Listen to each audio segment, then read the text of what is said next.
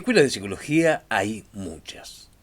Hay diferentes tendencias, se ocupan de diferentes cosas, definen diferentes objetos, establecen diferentes campos de estudios. Sin embargo, yo me atrevo a decirte acá, hoy, que el padre de la psicología es Sigmund Freud.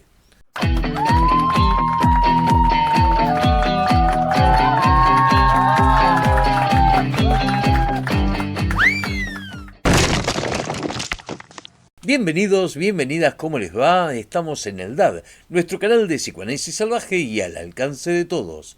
Hoy vamos a hablar del amigo Sigmund Freud. Acabamos de hacer una afirmación para nada trivial. Dijimos que podemos afirmar, sin lugar a dudas, de que Sigmund Freud es el padre de la psicología. Entonces, ¿qué significa esto? Yo podría empezar a hacer una larga perorata bibliográfica y decir, bueno, este simpático viejito, que de simpático diría poco, nació allá por 1856 y era un médico vienés y qué sé yo, y hacer toda una cronología. Y tratar de situar a Freud como padre de la psicología por una cuestión cronológica. Lo cual sería dentro de todo posible, pero en realidad, ¿realmente un padre es padre por una cuestión cronológica o por una cuestión biológica? ¿No hay algo más que uno le pide a alguien para que cumpla la condición de ser considerado padre en la vida cotidiana y también en la ciencia?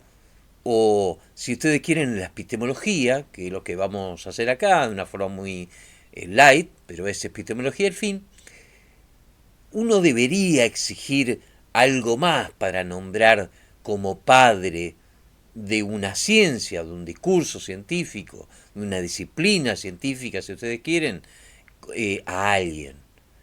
Porque primero hay un montón de antecedentes, hay muchísimos antecedentes desde la psicología considerada como una rama de la filosofía, desde la psicología experimental, que es previa y hasta cierto punto contemporánea a Freud, y hay un montón de antecedentes. Ahora, ¿por qué me animo a decir que Freud fue el padre de la psicología? Es el padre de la psicología. Porque se hizo cargo. ¿Se hizo cargo de qué? De sacar la psicología de una especie de nebulosa en la que era considerada más bien una cuestión filosófica, por un lado, y por el otro lado, de un contexto en el cual toda patología caía en tres posiciones básicas, o en la combinación de alguna de esas tres: la simulación, la tara hereditaria o el degeneramiento. Esos eran los tres ejes en los cuales se articulaba todas las patologías posibles, incluso aquellas cosas que ni siquiera son patología, que son simples elecciones de vida o, si ustedes quieren, diferentes condicionamientos que van llevando a una expresión u otra. Se hizo cargo de qué? Primero, de darle a ese discurso nebuloso filosófico un entramado científico. Científico muy a su manera. ¿A qué manera? A la manera de tratar de articular la teoría con la práctica. Y como la teoría que existía no le servía para dar cuenta de la práctica, porque lo observado, aquello que se veía en el campo, no tenía un reflejo teórico, se hizo cargo también de producir una teoría en función de lo que estaba viendo. Se tuvo que hacer cargo, como un padre, de decir, bien, todo esto que hay previo y que es lo estipulado, lo políticamente correcto, no me sirve.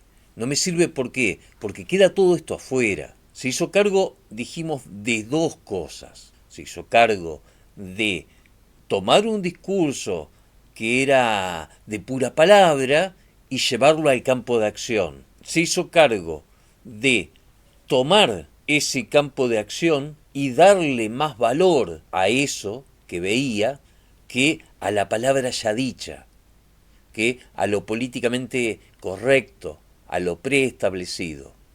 ¿Por qué? Porque era más importante el padecer de esas personas que lo que la ciencia podía decir sin tenerlos en cuenta. Uno de los motivos es porque se hizo cargo. El segundo motivo es porque se encargó de desarticular esos tres ejes. Dijo claramente, no hay tara hereditaria, no hay degeneramiento y no hay simulación.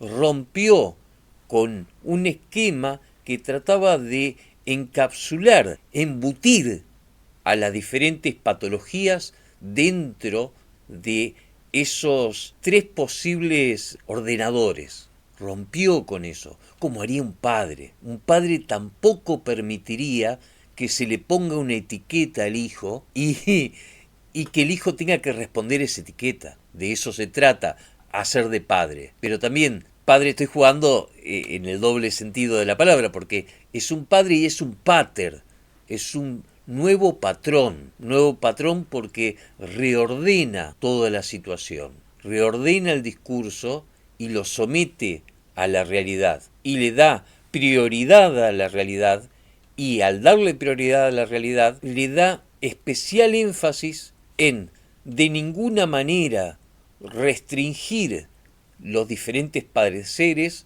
a pequeñas cápsulas, como si fuera tarritos con su rótulo, a donde vos podés ir poniendo tantos de esto, tantos de esto, tantos de esto. Y tercero, porque se hace cargo particularmente de las mujeres, pero no de cualquier mujer, sino de las mujeres padecientes que él toma como referencia a partir de haber sido pasante en una clínica de nerviosas, donde había un montón de mujeres que eran condenadas como enfermas mentales. Su enfermedad consistía en tener vidas verdaderamente siniestras, porque había mujeres generalmente de clase baja, abandonadas, violadas, con vidas realmente siniestras y dejadas ahí, enviadas ahí. O